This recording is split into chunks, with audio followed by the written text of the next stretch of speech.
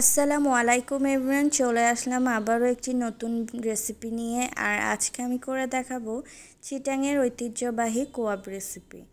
আর এই রেসিপিটা একদমই সহজ আর খেতেও খুবই মজা। এই কোয়াবগুলো খুবই সিম্পল একটা রেসিপি, আজকে আপনাদের সাথে শেয়ার করব। চলুন, প্রথমেই আমি একটি পাতিলে লবণ দিয়ে নেব,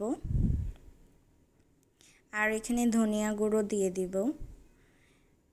আর এখানে 2 চামচ আমি ধনিয়া গুঁড়ো অ্যাড করেছি, আর 2 চামচ হলুদ গুঁড়ো, 2 চামচ মরিচ গুঁড়ো।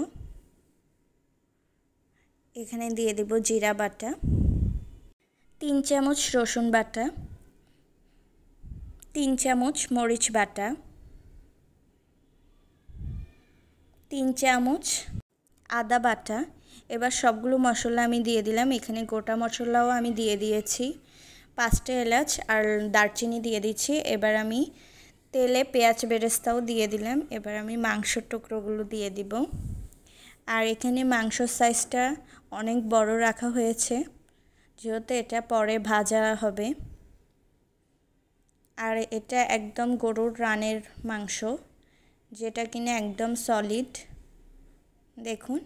আর মাংসগুলো কিন্তু পিসগুলো অনেক বড় বড় সাইজ ছিল। এবার সবগুলো মাংস ভালোভাবে মিক্স করে নিতে হবে মশলার সাথে। বড় টুকরোর মাংসই সাধারণত কোয়াবের জন্য পারফেক্ট হয়, আর কোয়াবটাও সুন্দর হয়। এই জন্য বড় সাইজেরই মাংস নেওয়া হয়েছে। আর এটা বিশেষ করে চিটাংয়ের ঐতিহ্যবাহী একটা খাবার।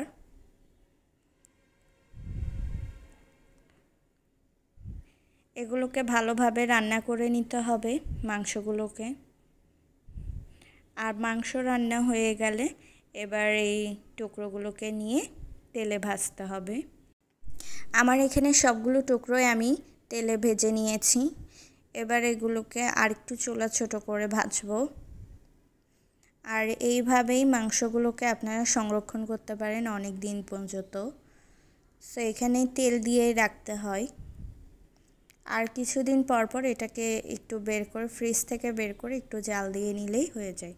তো দেখুন, আমার তৈরি হয়ে গেল মজাদার গরুর মাংসর কোয়াব রেসিপি। সো ভিডিওটা ভালো লাগলে অবশ্যই একটা লাইক করে